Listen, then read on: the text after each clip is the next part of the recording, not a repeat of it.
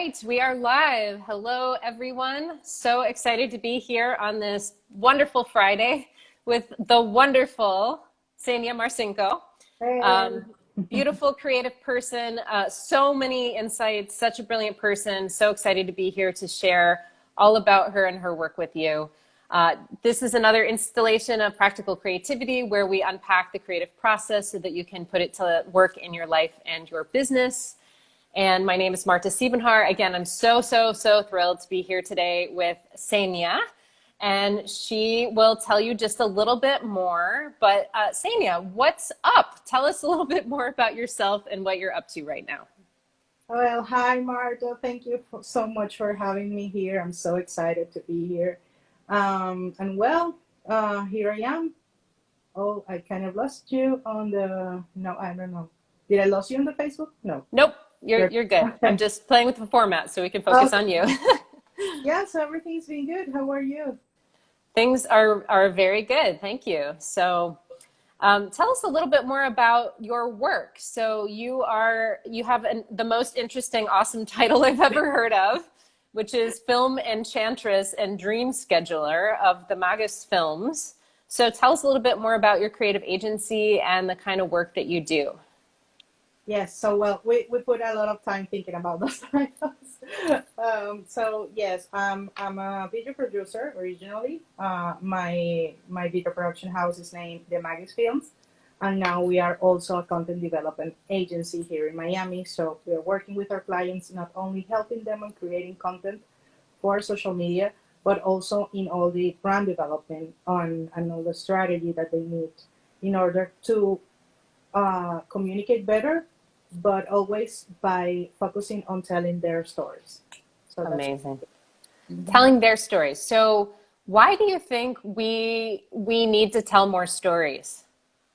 Okay. Well, basically, for example, if you go to a restaurant and you sit down, and then you get the menu, and or one in the first time that you walk into the restaurant and you see like pictures or the name of the restaurant, or you see like some dishes have certain names, or maybe the menu has some story before, like you kind of relate with the place that you are going. You're not just eating like a hamburger. You are eating the hamburger that was made with by this man who came from, I don't know, Germany, and now he's in here in Miami, and this is a family tradition, and the potatoes, and I you can relate with the story. So that's what I am always tell my clients, that you need, in order to create connections with your audience, in order to really engage and really connect, you need to tell them something more than the product that you're selling. And that something more comes and goes with your story. And your story is yours. Like no one else has your story. Maybe people can relate with things that happen to you that also happen to them, and that's awesome. But your story, your particular story, all your journey is yours. And that's what we can use then. I mean, if this is something unique that no one else has, why don't use it in order to communicate or to engage with the product that we're selling or with the business that we're trying to communicate? Because it's yours, so it's already original. I love that. So yeah, telling a story helps it what you're offering to the world be more relatable. So if you have if you just like your point, like if you're just in a restaurant and you're eating any old meal, you could really get that anywhere. But what makes it special is why, right? So who are these people? Why are they doing this thing? And kind of helps you feel connected on the human level. I think that's so important. And telling your own story. So I work with a lot of women and a lot of entrepreneurs, and I think there is sometimes a bit of a hesitation to own your story because it feels like, who am I to like tell my story? So can you speak to a little bit about how you help people overcome that like self-conscious factor of like, no one cares about my story? Yes, of course. It all starts by, we don't always know who we are, because we are always changing and transforming in the journey that we're living. So that's okay. That's fine. Uh, but there are certain things that happened to you in the past that make a mark on you or that make some transformation in the person that you are now. So something that happened, and it doesn't have to be like I had an accident and I almost died, and this is why I become. If you have that kind of rock bottom story, that's fine. But I am what I focus on is on going back and remembering all those moments where you felt like this is something big happening to me because I don't know, this is my first job.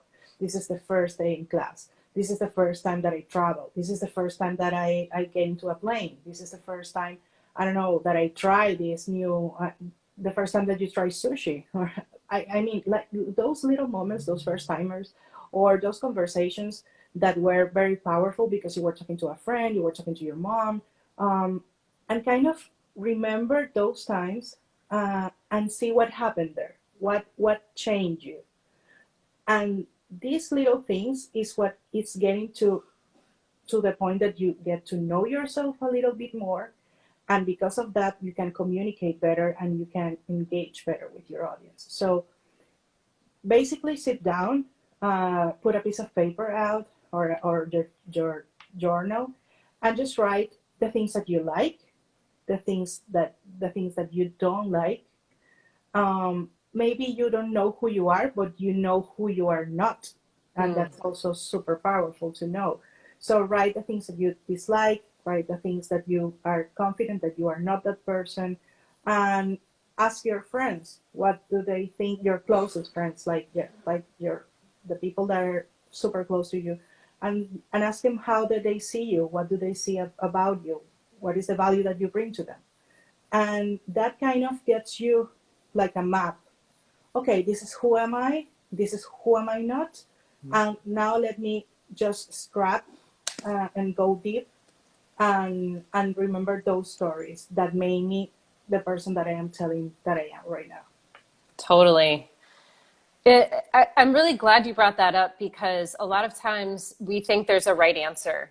And, when it comes to telling your story, it's so important. I mean, it seems obvious, but it's not always obvious that telling your story has to do with knowing yourself. So I love the concrete activities that you've laid out here because I think it's really helpful to get people started. If you don't know yourself enough to feel like you are confident in telling your story, starting with who you're not can be really powerful.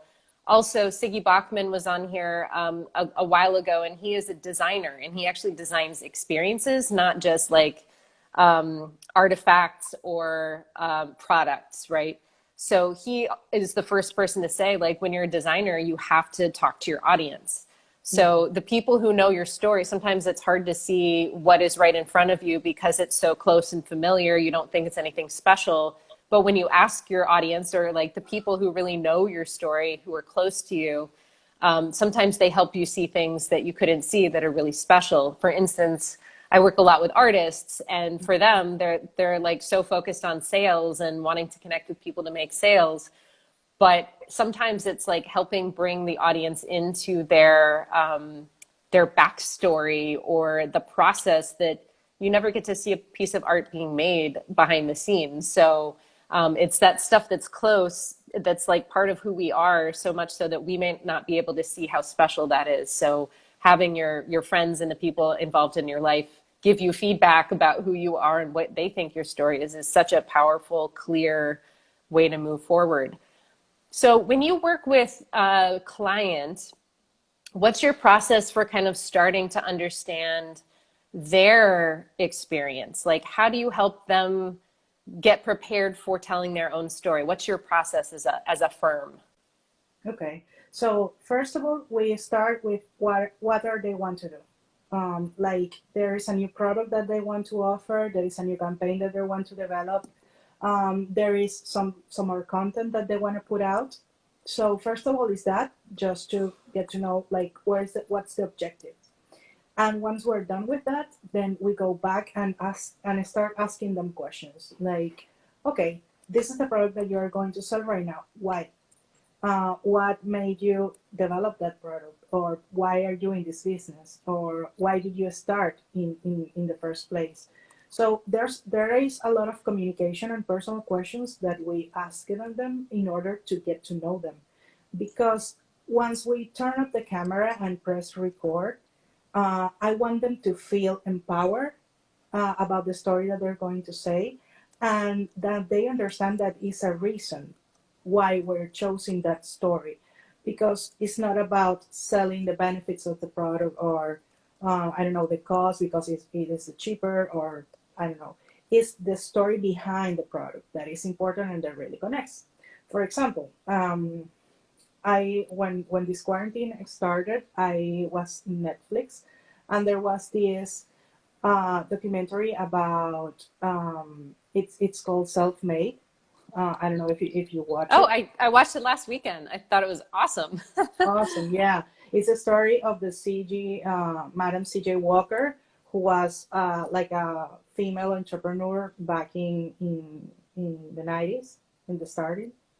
Um, so in the whole series, they explain you and how she was made and the story about her. And I didn't know her before I watched the Netflix series.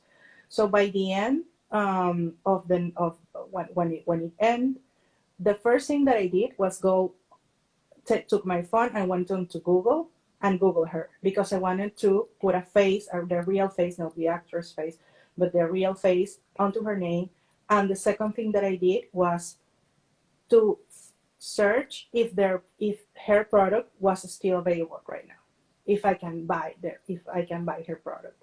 And I can. It's in Sephora. So like the whole process of this, the whole selling process was because she sold me her story, and because she sold me her story, I was almost willing to buy her product right now, like Yeah, 100 years later. So amazing. that's the importance of knowing who you are, or maybe if you don't know who you are, just share the process on where you are now, because we always get to see the results, right? We always Yeah. get to see once you did it, the award that you won, the recognition, but we don't always see the process of getting there. So if you are like navigating and trying to think about, well, I'm not sure if this is a product that I want to put out. I'm not sure if this is the business that I want. But hey, this is me, like reading these books, like doing this, like uh, doing all this stuff because I am trying to find myself. And in the process of finding yourself, you're putting out some content that will help, that it's going to help someone else. And in that process, you will figure it out. But it's Yes. important that you start, and that you start sharing who you like, the stories that you remember that were important in you, and the stories that are already happening in the present. Totally. I love that you said that, because I think especially, again, especially women, I feel like there's a lot of pressure to be perfect and to have it all figured out and to present this like perfection face to everybody, Mhm. especially if you're a small business owner, that you are supposed to have it figured out, because everyone who is out, who you are following, appears to have all of their stuff together, super professional, super curated, like gorgeous everything. But I love what you're saying, which is like sometimes getting over that need to be perfect and just get started sharing your story, because it's about you and being authentic that is really at the heart of what people are going to buy anyway. People buy story, and people buy people. They want to buy from people. They want to support people. So when you were Googling Madam CJ Walker, you were like, wow, this story is incredible. Is it really true? And oh my gosh, is it still going? And there Mhm. is longevity there.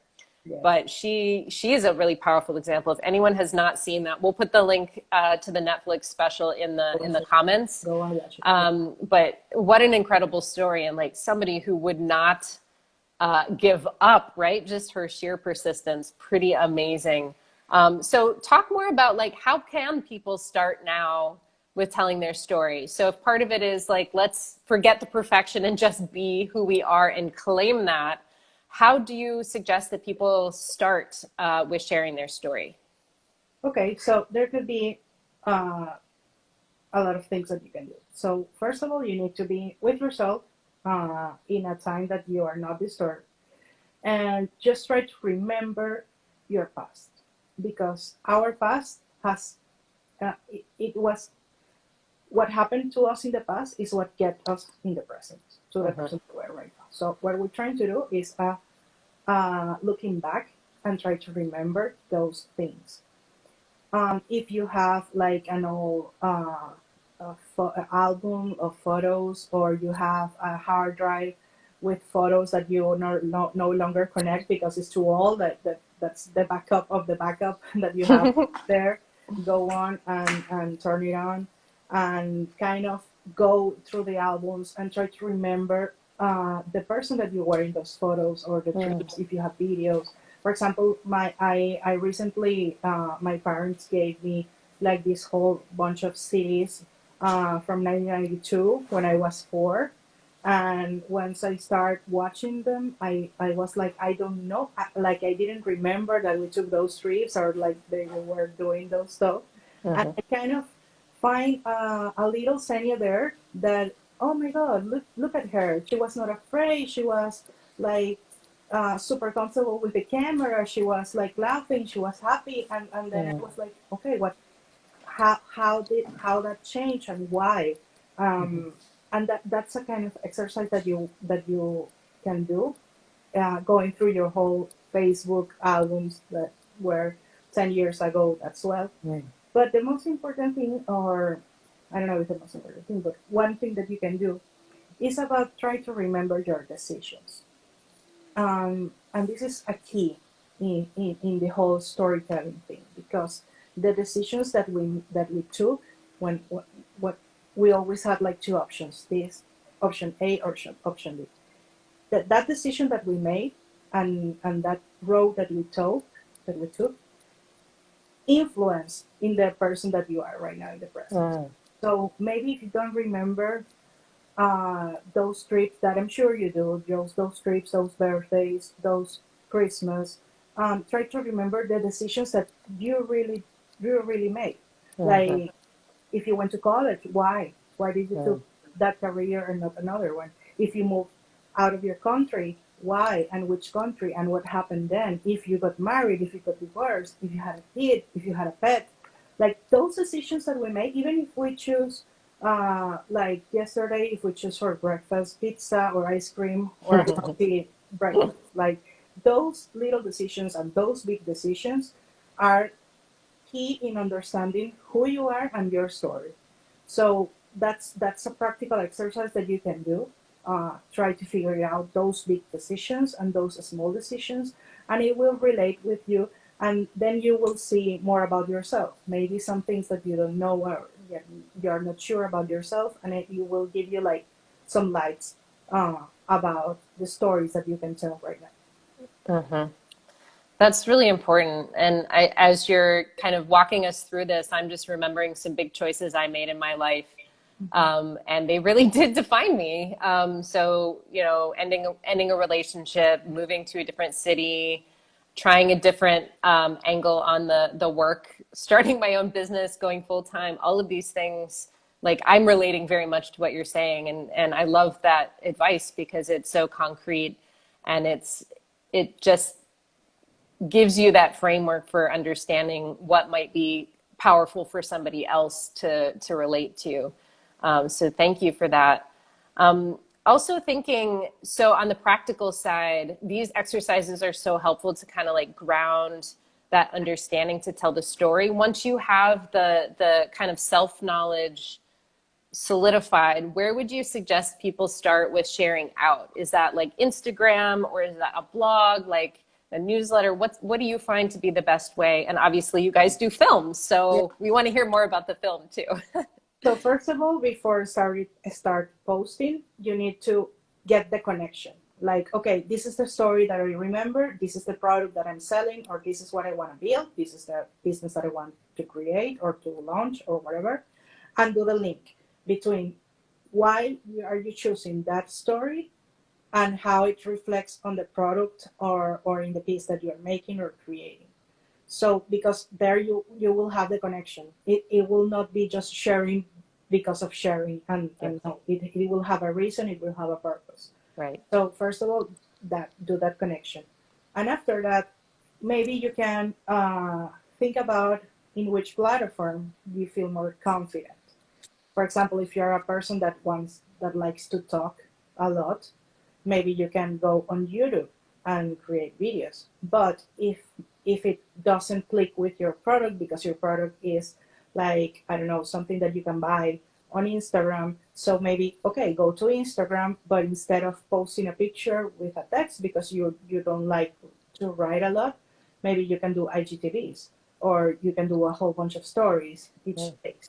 Um, so the platform will be about where you feel more comfortable with and what is best for your business. Obviously, Instagram right now is a big platform. Everyone has Instagram. It has grown a lot, and it has a lot of things that you can do. You can post a picture, you can post a video, or you also can do an IGTV or a live or a reel right now, a story. So it has like a lot of things that you can do, and maybe you don't need to do it them all, but of course, as more as you do and as more as you share, well, your community will grow and your product will sell better because of that. But yeah, just pick one. Start with one. Maybe you are afraid of camera and you don't want to try that right now, but you are very good at storytelling and writing, so pictures and text are for you, and that's fine. And you will be getting more confident once you see the feedback. But the most important thing is not like I need to do this video or this is going to be a photo. That's the outside. What is Right. important is what is in the inside, and in the inside, what it is your story connected with the product yourself. Yes. And that translates so much better than just I'm on a schedule, I'm going to communicate, I must communicate. I work with a lot of clients who have like their newsletters all set up, but there is something about like if you are sharing because it's like external, you're like sharing outward, it has a much different feel than if it's like I'm I'm what's the word? I'm inspired to tell this story. So, and I love what you're saying also is that it's not just sharing to share, it's sharing because there's a link between what you want to share about and something that is part of your personal story that is resonating with your audience. So that's fantastic, and appreciate the concreteness because I think a lot of times it's overwhelming to figure out where to start. So all of these things are really helpful from doing the work of understanding your story and then starting with where you're confident. I think that's such a good tip because duh, right? We should all start with what is easier rather than harder and trying to train ourselves on something that we are not super confident about. So that's awesome. Sometimes Um, we get overwhelmed because we want to yeah, do it all and because everything is important and you're always learning. And I didn't post today and I didn't do the stories that I know that I need to do. So I prefer that you do less, but constant, that you do yeah. a lot for a whole month and then you are just out because you don't have any more energy or you hate it. No, so start little by little and you will grow by that. It's like learning an instrument. You're better off to do 10 minutes a day, every day, 6 days a week or whatever than 4 hours and then nothing for 2 months. So you're saying quantity over quality, at least while you get your feet wet, get the learning, pay attention to what comes back to you, and you will kind of like hone your approach from there. Yes, yes. Mm-hmm. Cool. Well, we're also here to talk about creativity writ large. So, what does creativity mean to you? Why do you think it is important if you think it's important? Well, I think everyone is creative. That's for starters. Agreed. Maybe, yeah, maybe if you like, I don't know, uh, we always associate like if I love math and science stuff, then I'm not creative because I don't do art or I don't paint or I don't play an instrument. So for me, everyone, or to me, everyone is creative in their own way.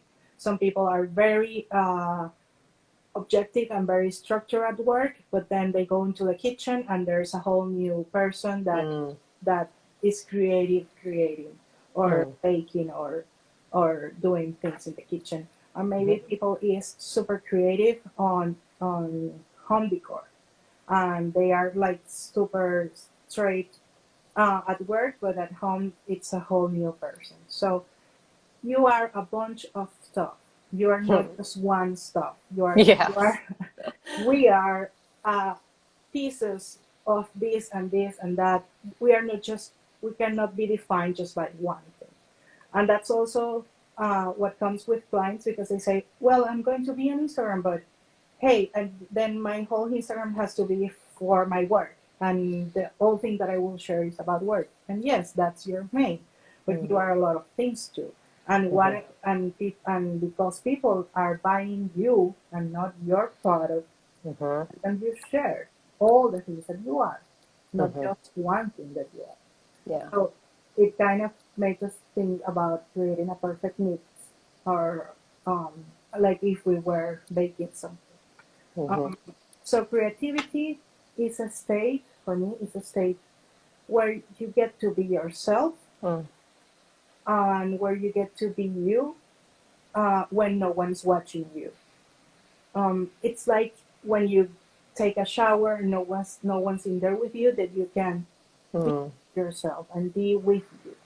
So how important will it be if we do that, not just when we're taking a shower, Mm. take a few moments a day and sit down and be with ourselves and trying to figure it out who are we? Because if we don't get to sit down and try, okay, let me figure it out. Let me figure it out. And creativity can come in different ways. For some people, will be reading a book. For some others, will be playing an instrument. For some others, Mm. will be painting. For some others, will be go and run or to the beach. Whatever that works for you is that you first figure it out, what is it, and then choose that activity. And how do you choose it? Okay, what is the activity that I enjoy the most, that I can be with myself without worrying about what other people will say, and where I can truly express myself. Mm. That activity will be like your switch or your connection to work on your creativity. And the creativity is a work, it's work. You cannot, it kind of maybe comes like you were doing something and there's an idea and it pops.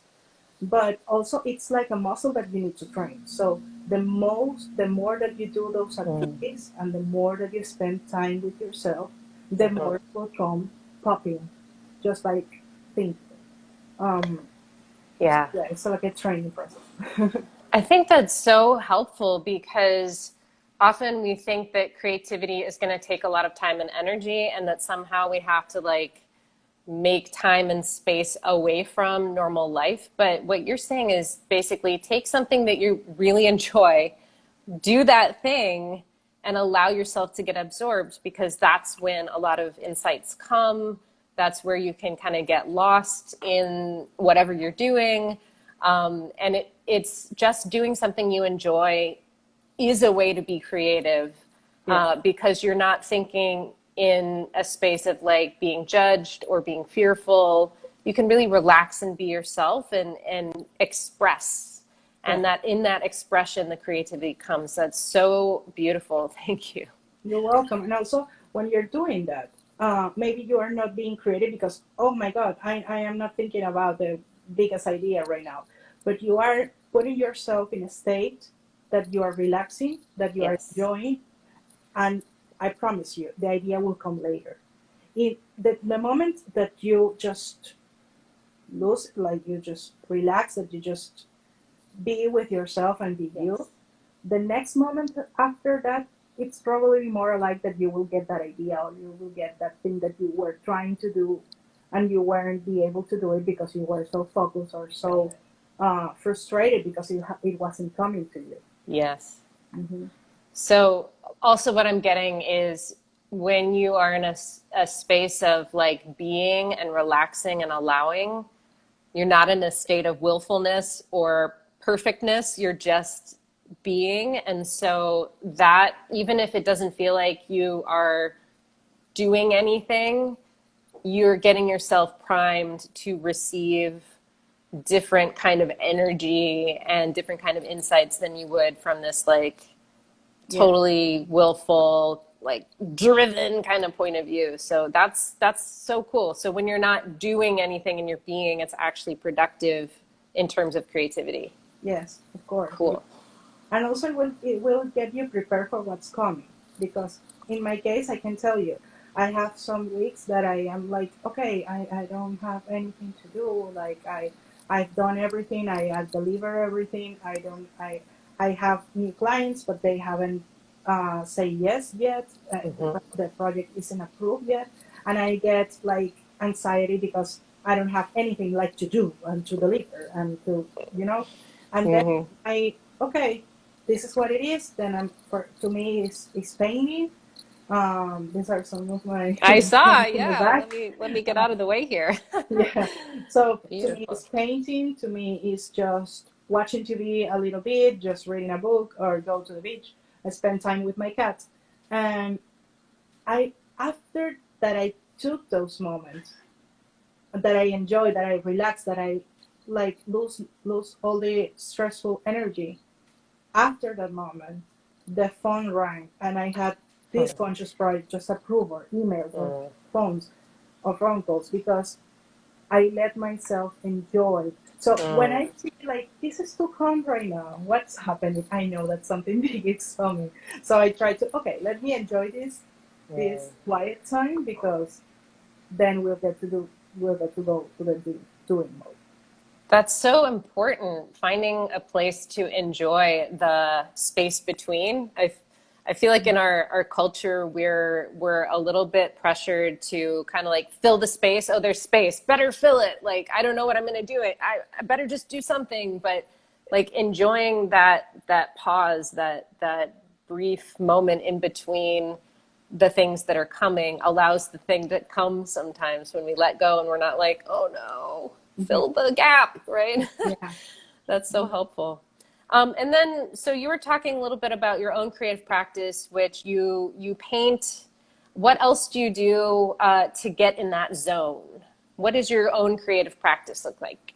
Okay. So first of all, I have my energy is not. I don't have a lot of energy, like to do.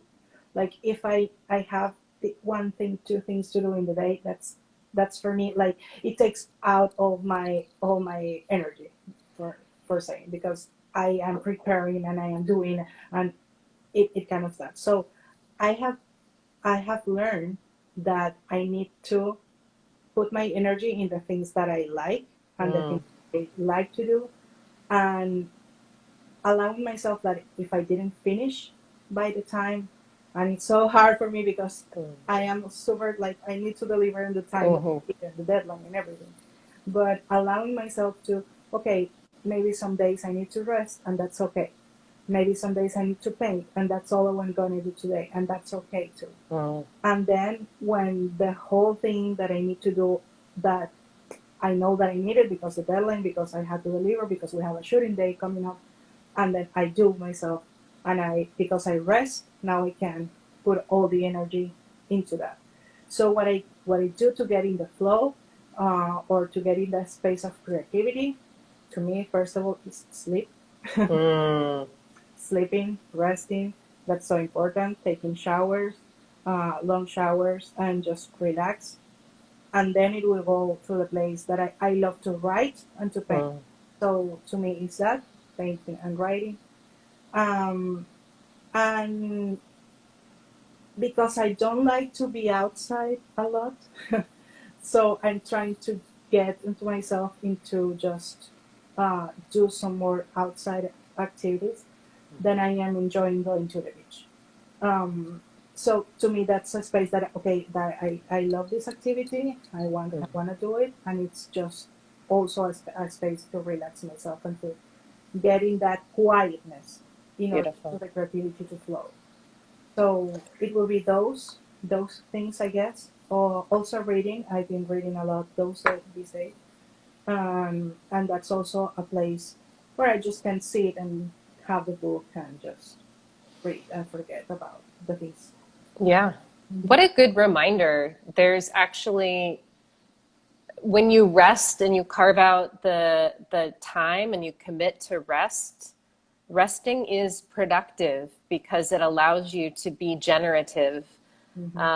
I don't know how the pandemic has impacted you, but I'm hearing from a lot more people how they realized how fast they were going before and how exhausting it was. And so being able to really rest and restore, you were talking about the pause and you were talking about kind of like this sense of getting into what you enjoy. So I'm translating that as I'm sitting here thinking about it as like, if you take pleasure in the pause, that is productive, you know?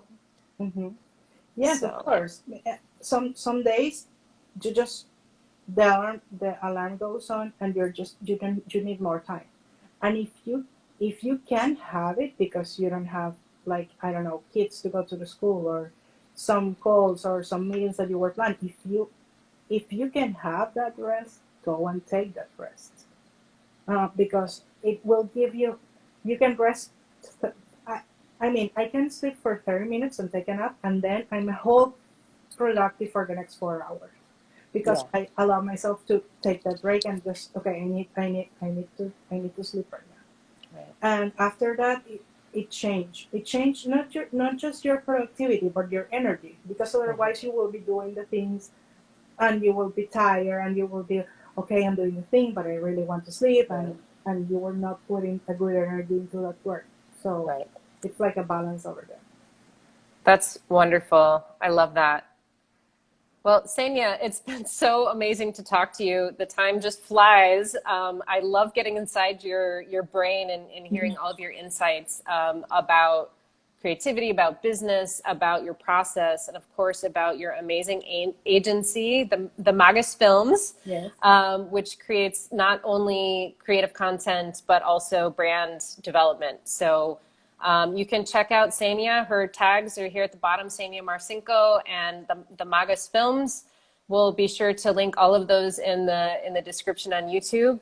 And so that's where to find her. If you're interested in future live streams, you can always sign up on my website and also stay tuned on social media. But in the meantime, I just want to thank you for joining us.